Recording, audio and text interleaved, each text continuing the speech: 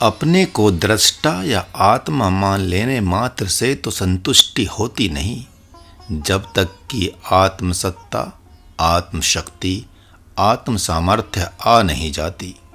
कुछ ऐसे साधक होते हैं जो ज्ञान में स्थित हो जाते हैं, लेकिन शक्ति में स्थित होने के पूर्व ही व्यवहार में आकर पुनर्मूषको भव कहावत के अनुसार पुनः अज्ञान में ही स्थित हो जाते हैं। कुछ ऐसे भी होते हैं जो तंत्र मंत्र योग के द्वारा कुछ समय शक्ति में स्थित होकर पुनः व्यवहार जगत में शक्ति बिखेर कर मोह में स्थित हो जाते हैं।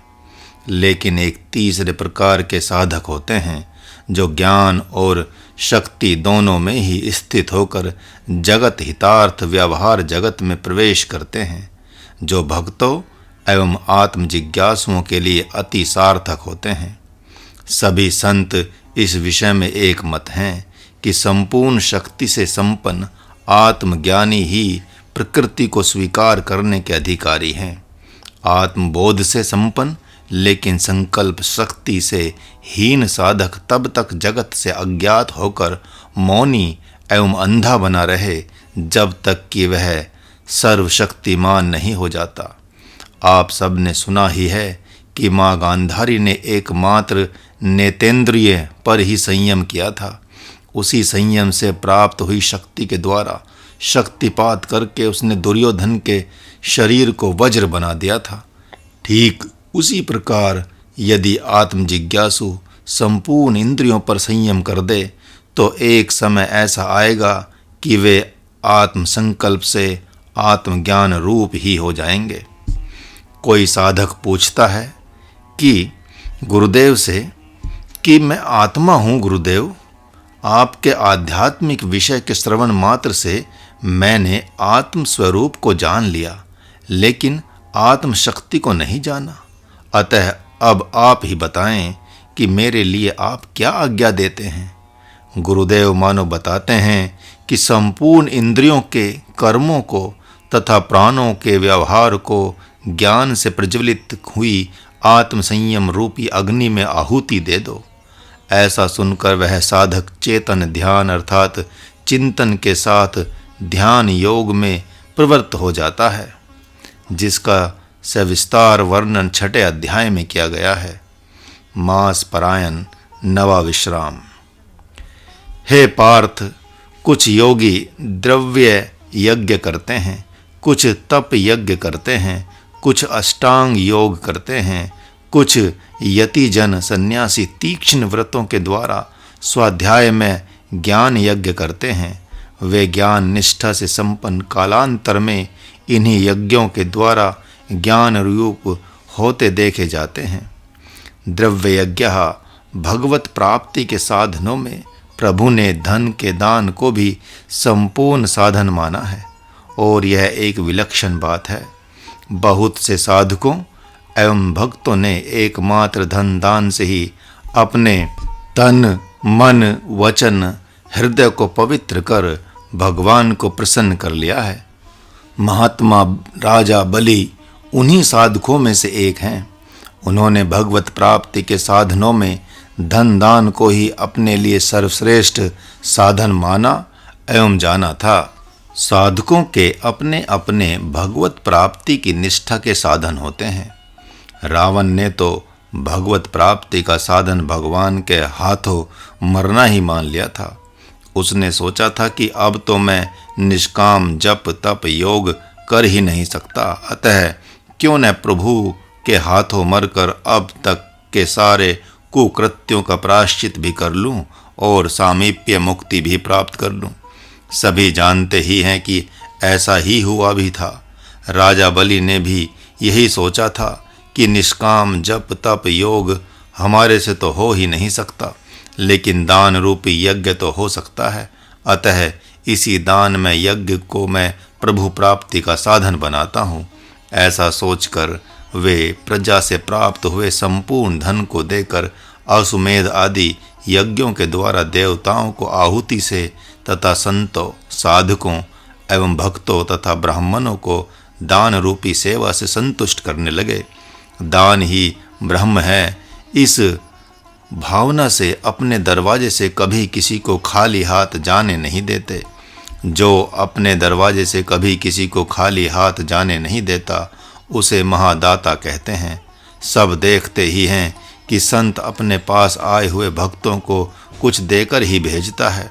यदि वन प्रदेश में उसके पास कुछ देने को नहीं है तो प्रेम तथा हरिओम का दान तो कर ही देता है।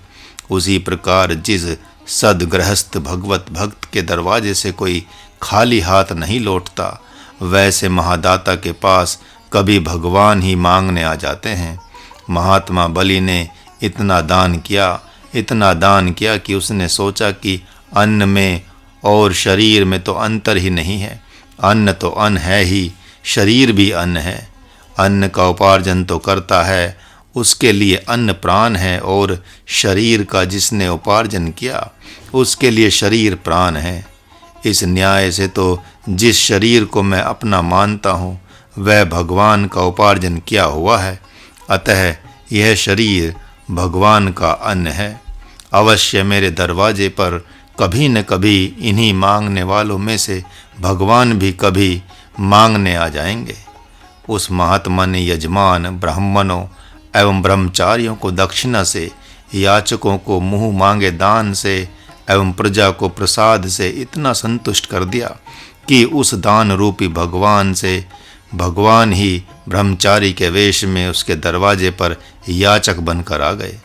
जब प्रभु के मांगने पर महात्मा बलि ने एक पग धरती के रूप में संपूर्ण पृथ्वी रूपी अन्न को ही दान कर दिया, दूसरे पग में अपने स्वर्ग लोक रूपी अन्न को ही दान कर दिया, अर्थात जब दूसरे पग में अंतरिक्ष से पाताल को भी प्रभु ने नाप लिया, तब प्रभु के द्वारा ऐसा पूछने पर कि तीसरे पग के रूप में क्या देते हो, तो उस महात्मा ने कहा कि हे प्रभु, यह शरीर भी आपका ही उपजाया हुआ है, अतः आपके लिए अन्न है, अब मैं इसी को देता हूँ।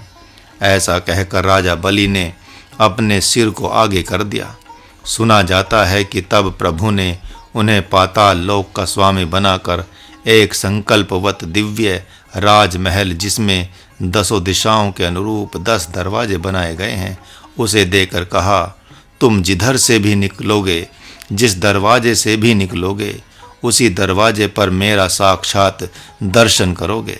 इस प्रकार ब्रह्मकर्ता के द्वारा जो क्रिया की जाती है उसका फल ब्रह्म ही होता है, स्वर्ग नहीं होता।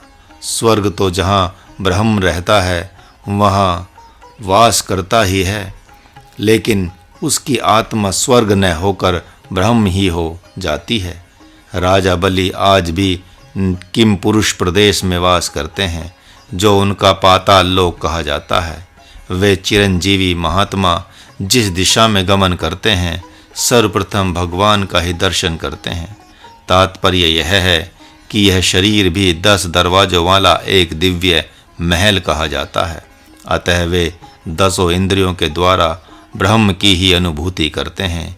किष्किंधा कांड श्री रामचरितमानस में लिखा हुआ है, जिमी इंद्रिय गण उपजे ज्ञाना, अर्थात ब्रह्म प्राप्ति के उपरांत आँख ज्ञान में हो जाती है, कान ज्ञान में हो जाता है, नाक, जिह्वा, हाथ, पाँव, शिश्न, गुदा आदि सभी इंद्रियां ज्ञान में हो जाती हैं, मन, बुद्धि, चित्त सभी ज्ञान में हो जाते हैं।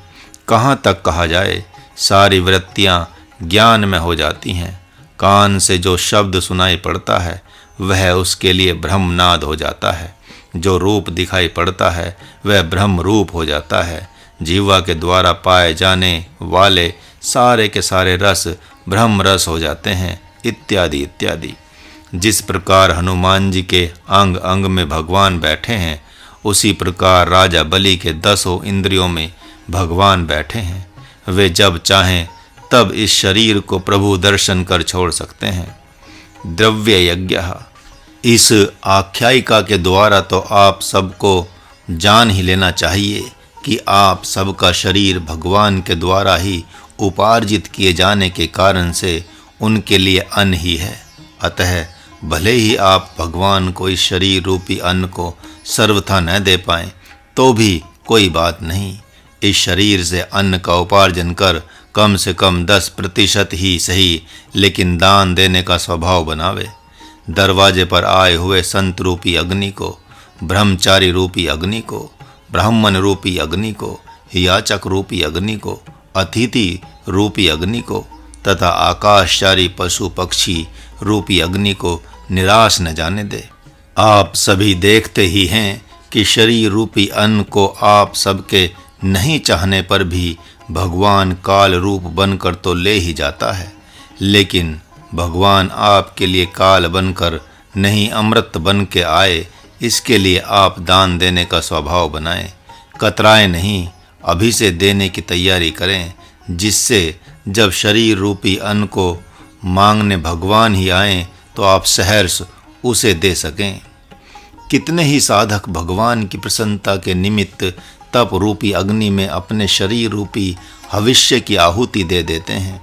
भक्त ध्रुव एवं भगवती पार्वती आदि ने इसी तप रूपी अग्नि में अपने शरीर रूपी भविष्य की आहुति दे दी थी। परिणाम रूप फल हुआ कि उन्हें भगवान ही मिल गए थे। यद्यपि ये सगुणोपासक भक्त थे, जबकि निर्गुण निराकारोपासक भी तप यज्ञ को स्वीकार करते हैं। कुछ ऐसे भी साधक होते हैं जो ज्ञान में स्थित होकर अष्टांग योग को धारण करते हैं। योग शब्द भी बहुवाची है। इस मंत्र में द्रव्य यज्ञ, तप यज्ञ के साथ साथ स्वतंत्र रूप से योग यज्ञ की बात भी की गई है। इसलिए यहाँ पर निश्चित रूप से समझा जाता है कि भगवान के द्वारा यहाँ अष्टांग योग की तरफ ही संकेत है। महर्षि पतंजलि के द्वारा मध्यम श्रेणी के साधकों के लिए दिए जाने वाले पातंजल योग दर्शन के अंतर्गत साधन पाद में वर्णित यह योग अति प्रसिद्धि को प्राप्त हुआ है। 8 अंगों से संपन्न होने वाला यह योग थोड़े ही वर्षों में दिव्य सिद्धियों से संपन्न कर ब्रह्म साक्षात्कार कराने वाला होता है। यम, नियम, आसन, प्राणायाम, प्रत्याहार, धारणा, ध्यान, समाधि यही योग के 8 अंग हैं। यम नियम के अंतर्गत ही 10 अनुव्रत हैं, जिनका अच्छी प्रकार पालन किए बिना अन्य 6 अंग भी बंधन कारक ही सिद्ध होते हैं। यम नियम का पालन करने से अन्य अंग जहाँ चेतन समाधि की तरफ ले जाते हैं, जो महत चित्त शुद्धि कराकर ज्ञान देने वाले होते हैं, वहीं यम नियम का भली भांति अनुष्ठान नहीं करने से अन्य अंग जड़ समाधि की तरफ ले जाकर अज्ञान का हेतु बनकर थोड़े ही समय के लिए थोड़ी सिद्धि देने वाले होते हैं। आसन ब्रह्म है, प्राणायाम ब्रह्म है, प्रत्याहार ब्रह्म है, धारणा ब्रह्म है, ध्यान ब्रह्म है और समाधि ब्रह्म है। इसी प्रकार की भावना वालों को यम नियम के अंग भी ब्रह्म ही हैं, ऐसा समझना होगा। तभी अन्य अंगों की आधारशिला तैयार होगी।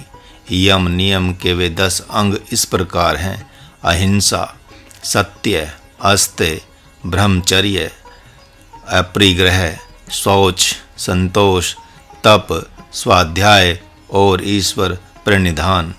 इन अंगों का जो विस्तार किया जाएगा आगे किया जाएगा। कितने ही साधक कठोर चंद्रायण व्रत आदि के द्वारा स्वाध्याय सहित ज्ञान यज्ञ करने वाले होते हैं।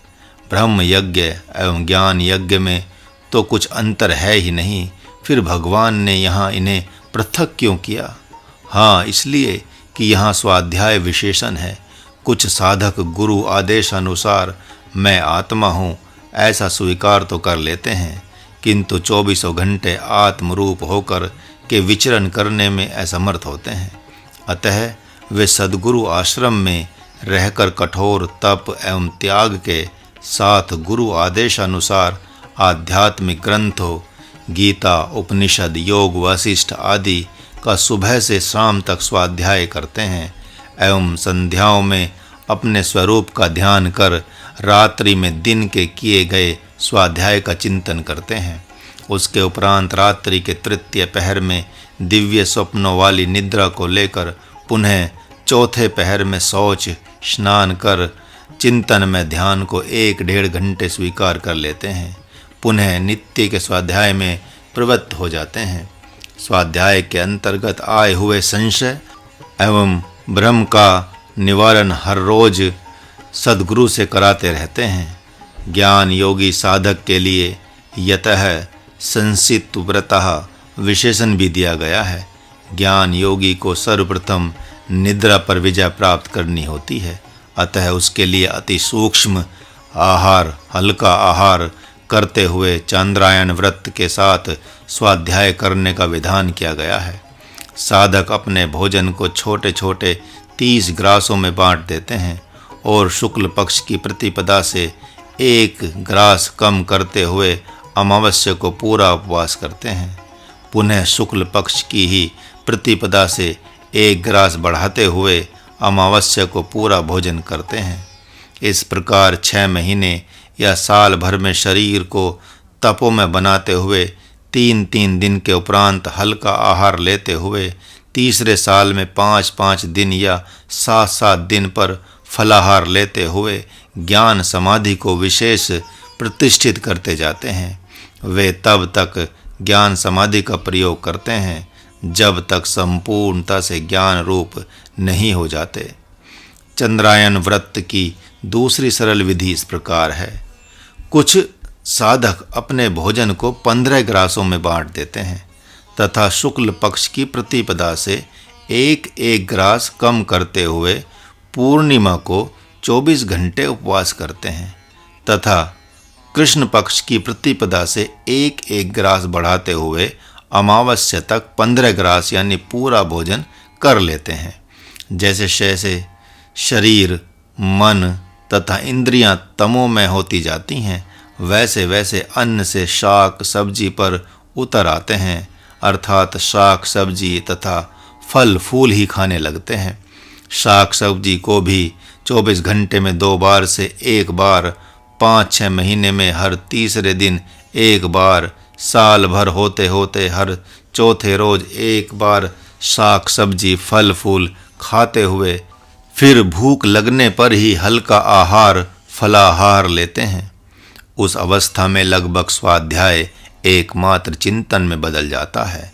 फिर तो कभी ऐसा भी समय आता है कि आमरण अनशन भी कर बैठते हैं, अर्थात प्रतिज्ञा कर लेते हैं कि जब तक आत्म शक्ति से संपन्न मैं अपने आत्म रूप में प्रतिष्ठित नहीं हो जाता, तब तक जल के सिवा कुछ ग्रहण ही नहीं करूँगा। विशेष क्या कहना, यह तो साधक जब स्वाध्याय में ज्ञान यज्ञ में भली भांति प्रतिष्ठित रहता है तो अपने आप उसे प्रेरणा प्राप्त होती रहती है कि अब क्या करना चाहिए। यदि कोई साधक जल्दीबाजी न करे तो कुछ ही सालों में अपने स्वरूप में प्रतिष्ठित हो सकता है।